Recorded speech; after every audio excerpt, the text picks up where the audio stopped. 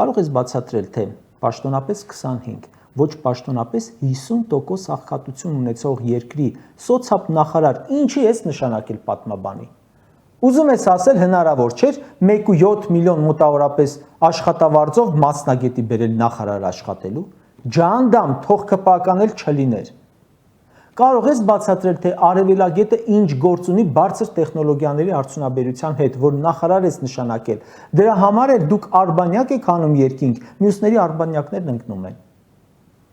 Երկրում մարդկային ռեսուրսի ճգնաժամ չկա, այլ դու ես ընտրում ճգնաժամի մեջ գտնվողներին։ Դու անգամ մասնագետների մեջ որակյալներին չես կարողանում ընտրել։ Շրջակա միջավայրի նախարար ես նշանակել իբր մասնագետի, Սիմիջյանը երկրաբան է, դիպլոմ ունի։ Լավ մասնագետ է։ Ծառեր էր խոստանում տնկել, մի քանի միլիոն հատ էնել։ Տոպրակների արգելքի բարեփոխում էր իբր արել։ Որ մեկը կատարվեց։ Ոչ մեկ, որովհետև մասնագետների մեջ էլ ընտրում ես էլի համաձայն կուսակցական շահի։ Մարտի 1 կազմակերպելուց հետո փախուստի էր դիմել, թաքնվել իր Սիմիջյանենց տանը, պետք է պարտքի տակից դուրս գա, իր նշանակեցիր նախարար։